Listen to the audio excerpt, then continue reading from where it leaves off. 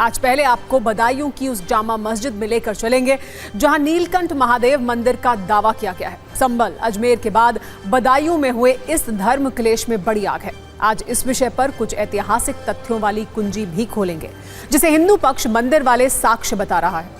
फिर संसद में संभल वाले क्लेश की बात करेंगे जहां आज अखिलेश यादव ने संभल में हिंसा के लिए सरकार पर साजिश के आरोप लगाए तो केंद्रीय मंत्री ने जवाब दिया। एसपी नेताओं ने ही संभल में आग लगाई। इन बयानों से महसूस कीजिएगा संभल के मुद्दे में अभी कितनी चिंगारियां बाकी हैं। फिर एक नया अध्याय बांग्लादेश में रहने वाले हिंदुओं के दर्द पर खोलेंगे जहां मोहम्मद यूनुस के आशीर्वाद से जमात का अत्याचार रुकने का नाम नहीं ले रहा। अब चिन्मय दास की वकील पर भी जानलेवा हमला हुआ है। हिंदुओं के इस दुख पर भारत से ब्रिटेन तक कैसे आक्रोश है ये भी देखिएगा। इसके बाद एक राजनीतिक कुंजी महाराष्ट्र पर जहां आज इन्फेक्शन की बहुत चर्चा है।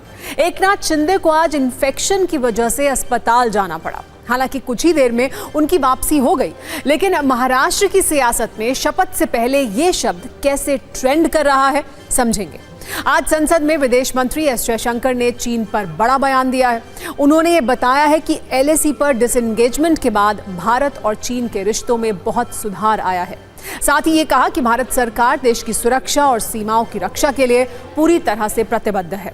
आज पीएम मोदी ने चंडीगढ़ के पंजाब इंजीनियरिंग कॉलेज में 3 नए कानूनों को लागू करने की समीक्षा की। पीएम ने कहा, अब तारीख पर तारीख के दिन खत्म हो गए हैं। पहले गरीब और कमजोर लोग कानून के नाम से डरते थे, लेकिन अब भारतीय न्याय संहिता लोगों की मानसिकता को बदलने का काम करेगी। और सत्ता में आज रील प्रेमियों के लिए भी एक चिंताजनक नोटिफिकेशन है। रील्स देखने में कितना बड़ा रिस्क है ये आपको डॉक्टर्स की नई वार्निंग से हम समझाएंगे। इस पर हमने आपके लिए सत्ता की एक सेहतमंद कुंजी तैयार की है। सत्ता में आज, लेकिन सबसे पहले मंदिर मस्जिद वाले नए धर्म क्लेश की बात करेंगे जिसकी सिर्फ लोकेशन बदलती जा रही है, लेकिन विवाद, तर्क और आग एक जैसी ही है। इस धर्म क्लेश का नया अध्याय अब उत्तर प्रदेश के बदायूं में खोला गया है।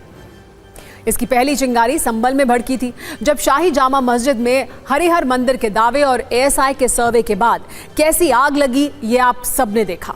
अगला चैप्टर राजस्थान के अजमेर में खोला गया जब ख्वाजा मोइनुद्दीन चिश्ती दरगाह में महादेव मंदिर का दावा किया गया। और अब ऐसा ही तर्क बदायूं में दिया जा रहा है और इस पर आज हमने न्यूज मित्रों के लिए कुछ दिलचस्प कुंजी तैयार की है। बदायूं में जिस मस्जिद पर सवाल उठाए गए हैं उसे लेकर हिंदू पक्ष की ओर से कोर्ट में याचिका दायर की गई थी जिसमें यह दावा किया गया है कि असल में जामा मस्जिद शमसी नीलकंठ महादेव का मंदिर है और इस मस्जिद को भगवान शिव के मंदिर को तोड़कर बनाया गया है। आज जब कोर्ट में इस पर सुनवाई होने वाली थी तो पूरे बदायूं में इसकी गर्मी महसूस की गई। पहले जामा मस्जिद में नीलकंठ महादेव वाले दावे पर न्यूज मित्रों को सत्ता की सवाल जवाब वाली कुंजी दिखाते हैं जिससे आपको ये समझ में आएगा कि बदायूं का ये केस एक तरह से संभल और अजमेर के मस्जिद विवाद का रिपीट टेलीकास्ट है। दरअसल बदायूं की जिला कोर्ट में हिंदू महासभा की ओर से 2 वर्ष पहले एक याचिका दायर हुई थी जिस पर तारीख पे तारीख के बाद आज सुनवाई होनी थी। इस याचिका में दावा किया गया है कि जामा मस्जिद को नीलकंठ महादेव का मंदिर तोड़कर बनाया गया है, इसलिए यहां एएसआई का सर्वे हो और हिंदू पक्ष को पूजा का अधिकार मिले। हिंदू पक्ष ने अपने इस दावे के पीछे कुछ नक्शे और सरकारी गजटियर को आधार बनाया है, लेकिन आज इस पर सुनवाई टल गई और अब जिला कोर्ट ने 10 दिसंबर को अगली सुनवाई के लिए कहा है। हिंदू महासभा ने जामा मस्जिद को शिव मंदिर बताने वाली जो याचिका कोर्ट में लगाई है उसमें उसने क्या क्या मांग की है और उसके जवाब में मुस्लिम पक्ष के तर्क क्या हैं, आइए वो भी देखते हैं। हिंदू पक्ष कह रहा है कि जामा मस्जिद शमसी नीलकंठ महादेव का मंदिर है, लेकिन मुस्लिम पक्ष का तर्क है कि यह 850 साल पुरानी जामा मस्जिद है। हिंदू पक्ष के अनुसार कुतुबुद्दीन ऐबक के समय यह मंदिर था, जबकि मुस्लिम पक्ष का कहना है कि यहां कभी मंदिर था ही नहीं। हिंदू पक्ष का दावा है कि मंदिर तोड़कर मस्जिद बनाई गई, जबकि मुस्लिम पक्ष के अनुसार मस्जिद में मंदिर का कोई अस्तित्व नहीं है। इस पर हिंदू पक्ष का सवाल है, जब मंदिर अस्तित्व में नहीं है तो सर्वे कराने में उसे क्या डर है। इस पर मुस्लिम समुदाय का तर्क है कि हिंदू महासभा को वाद दायर करने का अधिकार नहीं है। हिंदू पक्ष के अनुसार सरकारी गजट में मंदिर के प्रमाण हैं, लेकिन मुस्लिम पक्ष के मुताबिक सरकारी रिकॉर्ड में भी ये जामा मस्जिद ही है। इसके अलावा हिंदू महासभा का यह तर्क है कि मस्जिद में मूर्तियां और खंबे हैं और नीचे सुरंग है, जबकि मुस्लिम समुदाय ये आरोप लगा रहा है कि ये सिर्फ माहौल खराब करने की कोशिश है। इस पर हम आपको एक न्यूज रील दिखाते हैं।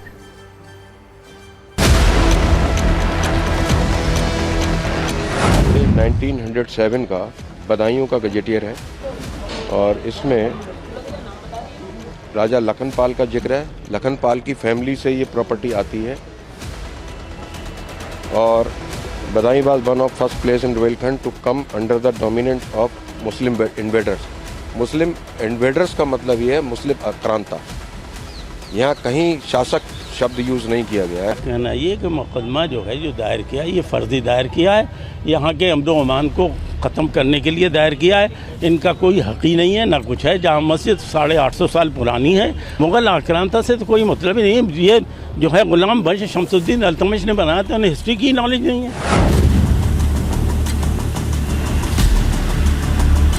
800 साल से बराबर नमाज चल रही है, तमाम सब है। हमारा जो है उसमें दर्ज भी है 1272 सरकारी रिकॉर्ड में जामा मस्जिद दर्ज है, वक्फ बोर्ड में जामा मस्जिद दर्ज है। इनके पास कोई रिकॉर्ड नहीं है। इसी में जो उसकी मेहराब बनी हुई है और जो उसमें पिलर हैं वो आज भी हिंदू टेम्पल के ही हैं। वो इसको 800 साल से मस्जिद कह रहे हैं, हम तो कह रहे हैं ये 1500 साल पहले से मंदिर है। तो मैं जहाँ तक समझता हूँ 1500 साल शायद ज़्यादा पुराने समय की बात हुई।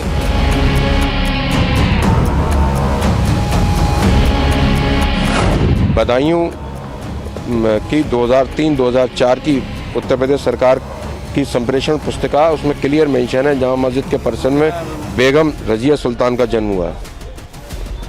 तो अगर कोई स्त्री गई नहीं तो जन्म कहाँ से हो गया? देखिए ये गलत है। देखिए ये पूरा किला था अल्तमिश का।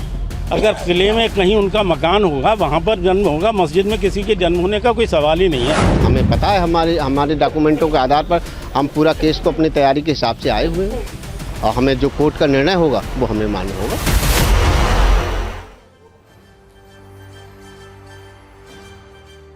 अब इस खबर पर ऐतिहासिक साक्ष्यों वाली कुंजी खोलते हैं जिसका जिक्र हिंदू पक्ष ने अपनी याचिका में किया है और इसी आधार पर दावा है कि जामा मस्जिद को महादेव का मंदिर तोड़कर बनाया गया है।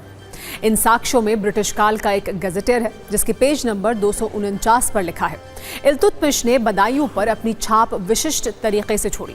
उसने प्रसिद्ध जामा मस्जिद बनाई जो शहर के ऊंचे भाग मौलवी टोला मोहल्ले में है, लेकिन कहा जाता है इसे पुराने पत्थर के मंदिर के स्थान पर बनाया गया था। इसके निर्माण के लिए इस्तेमाल सामग्री किसी नष्ट हुए मंदिर की प्रतीत होती है। मस्जिद के पश्चिम में गहरा मेहराब है जिसके दोनों तरफ 2 छोटे नक्काशीदार खंभे हैं। ये जाहिर तौर पर पुराने हिंदू मंदिर से लिए गए थे। हिंदू पक्ष के दावे का दूसरा आधार जिला सूचना एवं जनसंपर्क कार्यालय की पुस्तिका है जिसमें पेज नंबर 12 से लेकर 14 तक इसका जिक्र है। दावा है कि इस पुस्तिका के अनुसार गुप्त काल में बदायूं नगर बेदामऊ नाम से जाना जाता था। ईशान शिव नामक मठाधीश ने विशाल शिव मंदिर की स्थापना कराई। साल 1175 में राजा अजयपाल ने इस मंदिर का जीर्णोद्धार कराया।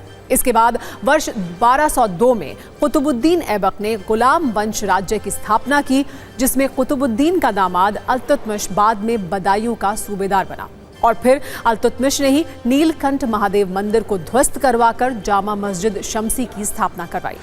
इसके अलावा हिंदू महासभा ने अपनी याचिका में एएसआई की वर्ष 1875 से 1880 तक किए गए सर्वेक्षण की 148 वर्ष पुरानी रिपोर्ट का भी जिक्र किया है जिसमें लिखा है कि बदायूं में इस्लामिक आक्रांताओं के शासन से पहले यहाँ के राजा महिपाल ने हरमंदर नाम से एक हिंदू मंदिर बनवाया था जिसे मुस्लिम आक्रांताओं ने तोड़ दिया था और इसी स्थान पर बदायूं की जामा मस्जिद को फिर बनवाया गया। अब इन तर्कों और बदायूं में मंदिर मस्जिद वाले नए धर्म क्लेश से सियासत का तापमान भी थोड़ा बढ़ गया है।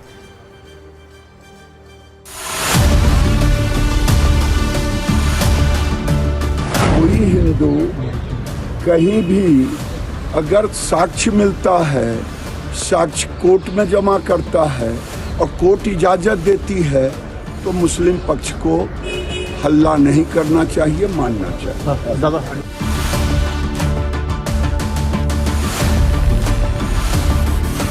तरह के दावे होते होते जा रहे हैं और फिर तो प्लेस ऑफ वर्शिप एक्ट का कोई महत्व नहीं रहता है। कोर्ट को खुद से इन मामलों का संज्ञान लेकर इन पर एक गाइडलाइन हम चाहते हैं। हिंदू धर्म की विशालता के साथ खिलवाड़ मत कीजिए। मेरा अपना मानना है कि धार्मिक सौहार्द बनाए रखना, पीस और शांति बनाए रखना सरकार की जिम्मेदारी है।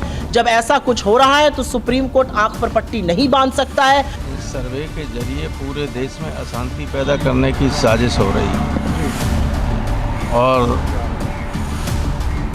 सुप्रीम कोर्ट को चाहिए उसका नोटिस ले और इस तरह के सर्वे के आदेश करने वाले जजों के खिलाफ कार्रवाई करें। जब हमें न्यायालय के द्वारा भारतीय संविधान के दायरे में प्राप्त करना है तो 3 की जगह हम 3000 पे दावे करेंगे।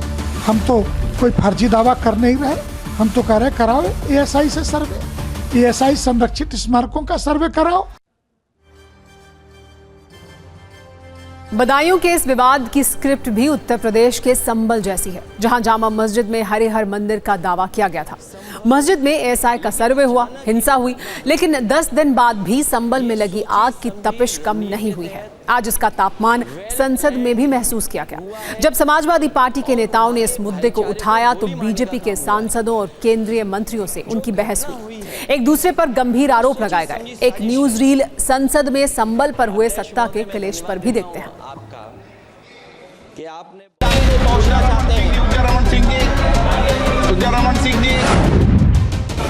ये सोची समझी रणनीति के तहत वेल प्लान्ड हुआ है और वहाँ के भाईचारे को गोली मारने का काम हुआ है। संभल का माहौल बिगाड़ने में याचिका दायर करने वाले लोगों के साथ पुलिस और प्रशासन के लोग जिम्मेदार हैं। इनको निलंबित किया जाना चाहिए और हत्या का मुकदमा चलाया जाना चाहिए। संभल की घटना में भी यही कहूँगा कि सुरक्षित थी, लेकिन सुरक्षित कैसे थी? ये सीधे सीधे जो है एक वर्ग विशेष के लोग और जिसमें समाजवादी पार्टी के सांसद जो वहाँ के हैं संभल के, उन्होंने जिस तरह से भड़काऊ भाषण देने का काम किया, भड़काऊ शब्द इस्तेमाल करने का काम किया, और तब मैं कहूँगा कि सुनियत नहीं थी तो इतने ईंट पत्थर इकट्ठे कहाँ से आ गए? इंसाफ और न्याय चाहिए, संभल को इंसाफ और न्याय चाहिए। सुप्रीम कोर्ट के सिटिंग जज से इसकी जांच करानी चाहिए। पुलिस ने गोली चलाई, 5 लोग मारे गए, 20 लोग घायल हुए, सैकड़ों लोगों के खिलाफ मुकदमे कायम हुए। बहुत सारे लोग जेलों में हैं जिन्हें पकड़ लिया गया, उनको बुरी तरह से मारा गया। इस तरह से पुलिस पर गोलियां चलाई जा रही है, उसका टीवी में दिख रहा है। जिस तरह से पत्थर से सड़क पाट दी गई, जिस तरह पुलिस जन वहाँ पर घायल हुए, और मैं कहूँगा ऐसी स्थिति में जो पुलिस ने बल प्रयोग किया बहुत सीमित किया है।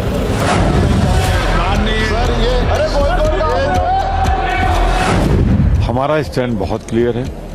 ये चाहे मणिपुर का मुद्दा हो, चाहे संभल का मुद्दा हो, चाहे अडानी का मुद्दा हो, सभी महत्वपूर्ण है अपनी जगह। सबका अपना अलग महत्व है। देखिए, अगर हम भावनात्मक तौर से देखें तो वहाँ पर 5 लोगों की हत्या हुई है, जाने गई हैं, और जिस तरीके से लगातार वहाँ पर एक माहौल बना हुआ है, मुझे लगता है कि वो सबसे प्रेसिंग इशू है अभी। अडानी का मुद्दा हमारे इकोनॉमी के लिए एक अहम मुद्दा है, लेकिन जब बात जान की हानि की आती है तो मेरे ख्याल से प्राथमिकता उसकी होनी चाहिए।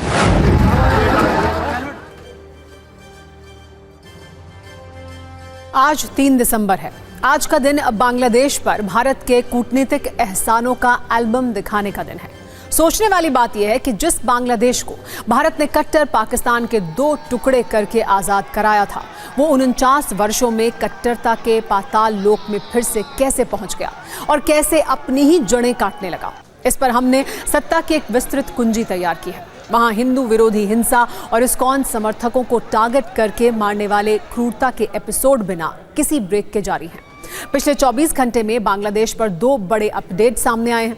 पहला अपडेट यह है कि आज चिन्मय दास की जमानत याचिका पर बांग्लादेश के कोर्ट में सुनवाई होनी थी, पर वो हुई नहीं। ऐसा इसलिए हुआ क्योंकि चिन्मय दास के वकील पर जानलेवा हमला हुआ और वो अस्पताल में बहुत ही गंभीर स्थिति में भर्ती है। दूसरा अपडेट यह है कि मोहम्मद यूनुस पर अब दुनिया का भरोसा खत्म होने लगा है, क्योंकि उनकी सरकार की तरफ से बार बार आश्वासन देने के बाद भी हिंदुओं पर हमले नहीं रुक रहे हैं। इसीलिए ब्रिटिश संसद में 48 घंटे के अंदर दूसरी बार बांग्लादेश में हिंदू विरोधी हिंसा की चर्चा हुई है। पूर्व गृह सचिव प्रीति पटेल समेत 2 और सांसदों ने सरकार से बांग्लादेश में हिंसा करने वालों के खिलाफ कड़ा एक्शन लेने की मांग की है। सत्ता के न्यूज मित्रों के लिए हमने आज इन्हीं दोनों घटनाओं पर विस्तृत कुंजी तैयार की है, जिसकी शुरुआत बांग्लादेश में हिंदू विरोधी नॉन स्टॉप हिंसा से करते हैं। बांग्लादेश की स्थिति ऐसी हो गई है जहां ना कानून का राज है और ना कोर्ट का कुछ चल रहा है। सब कुछ कट्टरपंथियों के बिना हस्ताक्षर वाले ऑर्डर से ही हो रहा है। आज बांग्लादेश के कोर्ट में इस्कॉन के चिन्मय दास पर सुनवाई होनी थी, लेकिन इससे पहले कल ही उनका केस लड़ रहे अधिवक्ता रामेन रॉय पर कट्टरपंथियों ने इतनी बुरी तरह हमला किया कि अब वो आईसीयू में भर्ती हैं। कट्टरपंथियों के एक समूह ने रॉय के घर में बुरी तरह तोड़फोड़ भी की और उन्हें इतना मारा कि उनकी सांस चलनी करीब करीब बंद हो गई। किसी तरह से उन्हें अस्पताल में भर्ती कराया गया। रामेन रॉय पर कट्टरपंथियों के हमले से चिन्मय प्रभु के बाकी वकील इतना डर गए कि आज कोई उनके लिए जिरह करने भी नहीं पहुंचा। अब चिन्मय दास की जमानत याचिका पर 2 जनवरी को सुनवाई होगी, यानी अगले 1 महीने उन्हें जेल में ही रहना होगा। इस्कॉन कोलकाता के प्रवक्ता राधारमण दास ने एक तस्वीर सोशल मीडिया पर पोस्ट करके ये अहम जानकारी दी। इन घटनाओं से अब दुनिया के बड़े बड़े देश ये समझने लगे हैं कि कानून का शासन मोहम्मद यूनुस के बस की बात है ही नहीं। इसीलिए 48 घंटे में दूसरी बार ब्रिटेन की संसद में ये मामला उठा। भारतीय मूल की सांसद और पूर्व गृह सचिव प्रीति पटेल समेत 2 ब्रिटिश सांसदों ने बांग्लादेश की स्थिति पर विदेश सचिव डेविड लेमी से बयान देने की मांग की। उन्होंने संसद की कार्रवाई का एक वीडियो सोशल मीडिया पर पोस्ट करते हुए कहा है कि बांग्लादेश में जो भयानक हिंसा हुई उससे चिंतित हूं। इस पर बांग्लादेश सरकार से क्या बातचीत हो रही है? धर्म आधारित हिंसा रोकने के लिए सख्त कार्रवाई जरूरी है। सांसद प्रीति पटेल के अलावा सत्तारूढ़ लेबर पार्टी के सदस्य और ब्रेंट नॉर्थ के सांसद बेरी गार्डियर ने भी ब्रिटिश विदेश मंत्री से बांग्लादेश में हिंदू समुदाय के खिलाफ हिंसा को लेकर संसद में सवाल पूछा है। ब्रिटिश सरकार का कहना है कि यूनुस सरकार सुरक्षा का भरोसा दे रही है। हालांकि सच ये है कि यूनुस सरकार सिर्फ भरोसा ही दे रही है, इससे ज्यादा वो कुछ कर नहीं रही है। इसीलिए भारत की संसद में भी टीएमसी सांसद सुदीप बंदोपाध्याय ने हिंदू विरोधी हिंसा का मुद्दा उठाया। उन्होंने आरोप लगाया कि बांग्लादेश में हिंदुओं को टॉर्चर किया जा रहा है। केंद्र सरकार यूनाइटेड नेशन से मांग करे कि बांग्लादेश में शांति सेना भेजी जाए। बीएसपी चीफ मायावती ने भी सरकार से हिंदुओं की सुरक्षा के लिए जरूरी कदम उठाने की मांग की है। वहीं दूसरी तरफ आज ढाका में भारतीय उच्चायुक्त को वहां की विदेश मंत्रालय ने बुलाया, जिस पर उन्होंने कहा कि हम अंतरिम सरकार के साथ बातचीत करने के लिए तैयार हैं।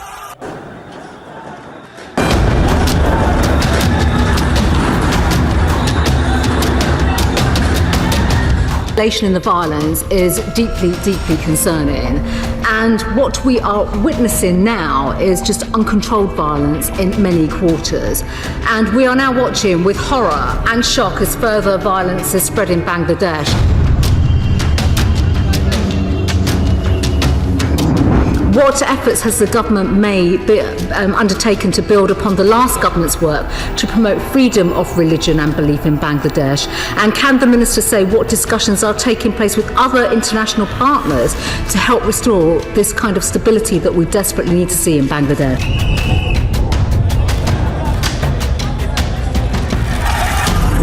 Yet none of the individuals who attacked the temples has been apprehended or charged. The situation is clearly on a knife edge, and with such large diaspora populations in the UK and with large Hindu communities with strong links to the community in Bangladesh. Constituents in Aylesbury have raised these concerns about the safety of Hindus in Bangladesh, and they've shown me extremely concerning social media content containing threats to Hindus to leave the country or face extermination. Does the Minister agree that this is unacceptable, and can the Minister outline what representations she has made to the government of Bangladesh to ensure that those who are inciting and perpetrating this violence are held to account?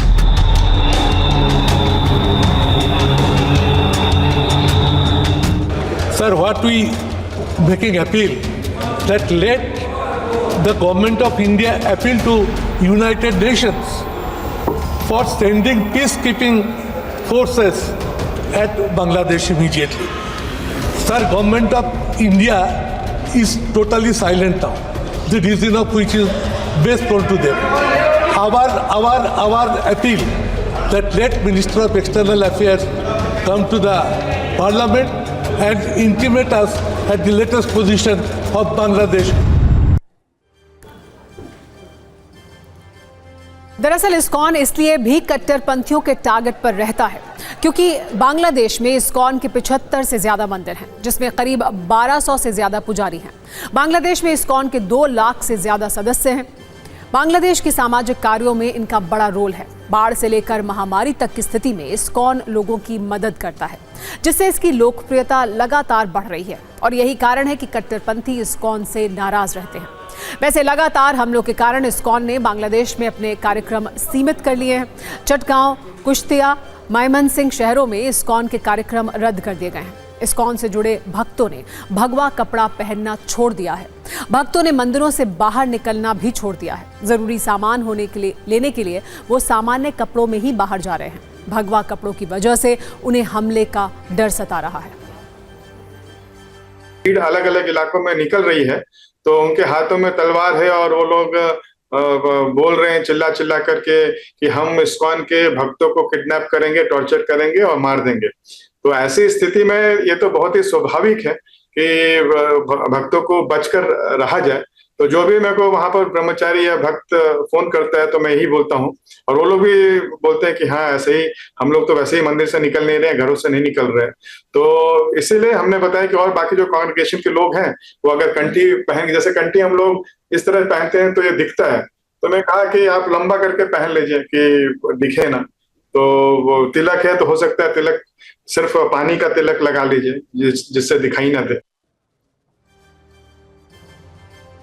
इस सब के बीच बांग्लादेश का सच अब वहां के कट्टरपंथियों को असहज कर रहा है। बांग्लादेश के कट्टरपंथियों का सच वहां की आम जनता तक ना पहुंचे, इसके लिए भारतीय टीवी चैनलों को बैन करने की कोशिश हो रही है। प्रतिबंध के लिए हाईकोर्ट में याचिका दायर की गई है।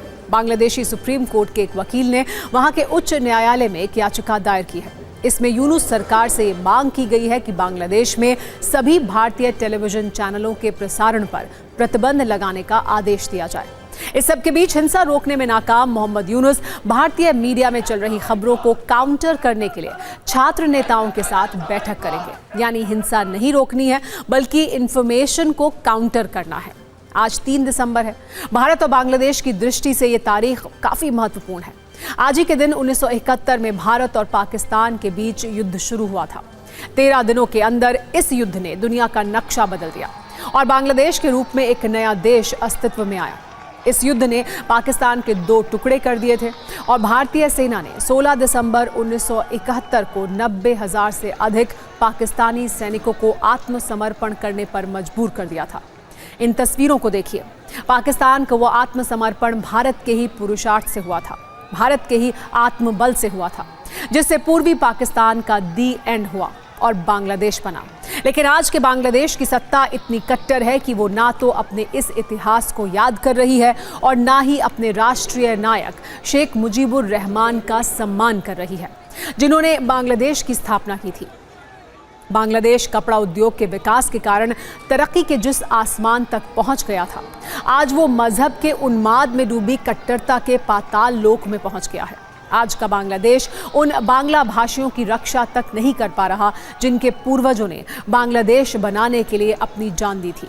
भारत ने 1971 में बांग्लादेश को स्वतंत्रता दिलाने से लेकर उसे अपने पैरों पर खड़ा करने तक कई ऐसे काम किए हैं जो कूटनीतिक और आर्थिक एहसान की श्रेणी में आ सकते हैं। भारत ने बांग्लादेश की आज़ादी के लिए मुक्ति संग्राम में सैन्य सहायता दी। भारतीय सेना के पराक्रम से ही बांग्लादेश नामक एक नया स्वतंत्र राष्ट्र बना। युद्ध के दौरान भारत ने लगभग 1 करोड़ बांग्लादेशी शरणार्थियों को आश्रय, भोजन और अन्य सुविधाएं भी दी। भारत ने बांग्लादेश को 3 लाइन ऑफ क्रेडिट LOC के तहत लगभग $7 बिलियन की आर्थिक सहायता दी। ये सहायता मुख्य रूप से रेलवे, सड़क और ऊर्जा परियोजनाओं के लिए थी। संप्रीति और मैत्री संयुक्त सैन्य अभ्यास की मदद से बांग्लादेशी सैनिकों को प्रशिक्षित किया, हथियारों और सैन्य उपकरणों की आपूर्ति की। स्वतंत्रता के बाद शुरुआती वर्षों में रूस से लिए MiG-21 लड़ाकू विमान देकर बांग्लादेशी वायुसेना को मजबूत किया। टैंक दिए, नेवी उपकरण दिए, हेलीकॉप्टर और निगरानी ड्रोन दिए। तोपखाने को मजबूत किया, आतंकवाद से लड़ने के लिए प्रशिक्षित किया। व्यापार और आर्थिक साझेदारी के तहत भारत ने बांग्लादेश को अपने बाजार में 97% प्रोडक्ट्स के लिए ड्यूटी फ्री एक्सेस दिया। भारत ने बांग्लादेश के चटगांव और मोंगला बंदरगाहों के उपयोग को लेकर सहयोग किया, जिससे बांग्लादेश को राजस्व में फायदा हुआ। जल और ऊर्जा क्षेत्र में मदद की। भारत ने बांग्लादेश को 500 मेगावाट बिजली की आपूर्ति की और उसके लिए मैत्री सुपर थर्मल पावर प्रोजेक्ट में मदद की। इसके अलावा गंगा जल संधि हुई, जो बांग्लादेश के लिए पानी के वितरण को सुनिश्चित करती है। चाहे कोविड हो या कोई तूफान, आपदाओं और महामारियों के दौरान बांग्लादेश को भारत ने राहत पहुंचाई। ये लिस्ट बहुत लंबी है। बांग्लादेश पर भारत के एहसानों का एल्बम बहुत बड़ा और भारी है। भारत ने पुराना सीमा विवाद समाप्त किया। इसके तहत 111 भारतीय एनक्लेव बांग्लादेश को दिए गए, 21 बांग्लादेशी एनक्लेव भारत को मिले। वैसे तो एहसान जताना अच्छा नहीं माना जाता, लेकिन अगर कोई हमारे अच्छे कर्मों और दी हुई मदद को भूलकर कट्टर हो जाए तो उसे आईना दिखाना जरूरी होता है। इसीलिए हमने आज बांग्लादेश पर भारत के एहसानों का एल्बम तैयार किया था। अब बात करते हैं महाराष्ट्र की राजनीति की, जहां आज इन्फेक्शन की बहुत चर्चा रही है। इसमें एक इन्फेक्शन तो कार्यवाहक सीएम एकनाथ शिंदे को हुआ है, जिसके कारण उनकी तबीयत आज इतनी बिगड़ गई कि उन्हें ठाणे के एक अस्पताल में भर्ती होना पड़ा। लेकिन अच्छी बात यह रही कि कुछ ही देर बाद उन्हें अस्पताल से छुट्टी मिल गई और वो ये कह रहे हैं कि अब वो ठीक हैं। दूसरा इन्फेक्शन राजनीति का है, जो इतना बढ़ गया है कि ये क्लियर ही नहीं हो रहा है कि सीएम कौन होगा, कितने मंत्री होंगे और शपथ की तारीख की आधिकारिक घोषणा कब होगी। इन दोनों मुद्दों पर आज महाराष्ट्र में काफी सियासी एक्शन देखने को मिला। एकनाथ शिंदे की नाराजगी की खबरों के बीच आज एनसीपी अजित पवार गुट की तरफ से नई मांग की गई। एनसीपी नेता छगन भुजबल ने कहा कि मंत्रालयों का बंटवारा जीती हुई सीटों के आधार पर नहीं, बल्कि स्ट्राइक रेट के आधार पर होना चाहिए। उन्होंने दावा किया कि एनसीपी का स्ट्राइक रेट शिवसेना शिंदे से बेहतर है। इधर बीजेपी के नेता शपथ स्थल का दौरा कर रहे हैं। उनका दावा है कि 5 दिसंबर को शपथ ग्रहण होने वाला है। ऐसे में विपक्ष का सवाल है कि जब सब तय है तो सीएम के नाम के ऐलान करने में देरी क्यों हो रही है। हालांकि इन सवालों के बीच देवेंद्र फडणवीस एकनाथ शिंदे से मिलने सीएम आवास वर्षा पहुंचे हैं।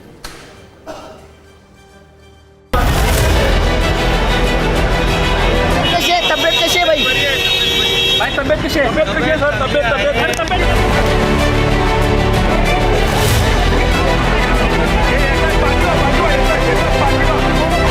उनके पास इतना बहुमत है, उसके बावजूद अब तक राजभवन में जाकर सरकार स्थापने का, सरकार बनाने का दावा नहीं कर सकते ये लोग अब तक। और राजभवन से अब तक सरकार बनाने का न्योता भी नहीं मिला है।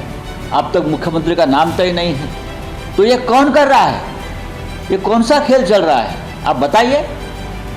और एकनाथ शिंदे जो है, वो जो आंख उठाकर देख रहे हैं ना, आप ये सब दिल्ली का खेल है। तो संजय राउत जी क्या कहते हैं, इसको महत्व मत दो। मैं आपको सही में कहता हूँ, मत महाराष्ट्र को आप अड़चन में लाओ। वो क्या, वो तो उनको पता तक नहीं है।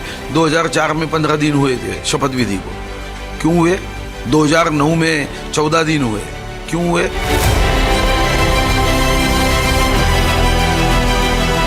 पूर्ण बहुमत की सरकार न हो तो बहुमत जुटाना पड़ता है। यहाँ तो 2/3 से ज्यादा बहुमत है, फिर क्या जुटा रहे हैं? सब कुछ अगर सहमत से होता तो फिर इतना विलंब क्यों होता? महाराष्ट्र में जो महाराष्ट्र की जनता ने इतना सारा प्रेशर विपक्ष पे ला दिया कि अधिकृत विपक्ष भी नहीं रहा है, तो इस प्रकार की थोड़ी उनको छूट होनी चाहिए।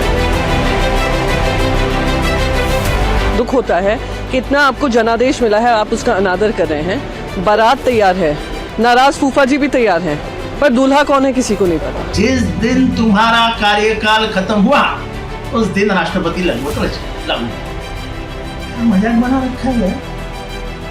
केयर टेकिंग चीफ मिनिस्टर, ये शब्द ही नहीं है संविधान में। यानी अनपढ़ तो भी समझेगा कि ये गलत हुआ है। इतनी बड़ी गलती केंद्र सरकार, राष्ट्रपति, गवर्नर कैसी कर सकते हैं?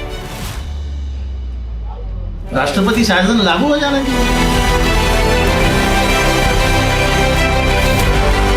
पण जरा स्ट्राईक रेट आपण म्हणतो, त्याच्यामध्ये बीजेपी 1 नंबरला आमच्यामध्ये आणि 2 नंबरला अर्थातच अजित पवार गट आहे, 3 नंबरला शिंदे साहेबांचा गट आहे. थोडासा फरक आहे 2 नंबर. 2 नंबर 3 नंबरमध्ये. आमच्या म्हणणं मग असं आहे की आमचा पण काही रेट चांगला आहे, तर तुम्ही त्यांच्या एवढंच आम्हाला पण जागा द्या. वैसे कई बार सियासत में तबीयत खराब होने को राजनीतिक इच्छा और मोल भाव से भी जोड़कर देखा जाता है. 2 दिनों से एकनाथ शिंदे की तबीयत खराब थी और अब अच्छी होने लगी है. अगर उनकी ये खराब तबीयत सियासी नहीं थी और ठीक हो रही है तो ये बहुत अच्छी बात है.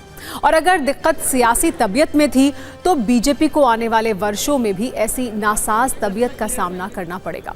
हालांकि आज नितिन गडकरी का एक वीडियो काफी सुर्खियों में है, जिसमें वो राजनीति को अतृप्त आत्माओं का महासागर बता रहे हैं. अब ये संकेत किसके लिए हैं, ये समझने के लिए आप खुद ही इस पूरे वीडियो को सुनिए. मुझे एक मौका मिला था, मैं राजस्थान के विधानमंडल में उनके एक महोत्सव के कार्यक्रम के लिए गया था. तो मैंने ऐसे ही बोलते बोलते अचानक बोल दिया था कि राजनीति है अतृप्त आत्माओं का महासागर. तो लोग हंसने लगे. तो मैंने बोला यहाँ हर आदमी दुखी है, क्योंकि जो कारपोरेटर बनता है वो इसलिए दुखी है कि उसको एमएलए का चांस नहीं मिला.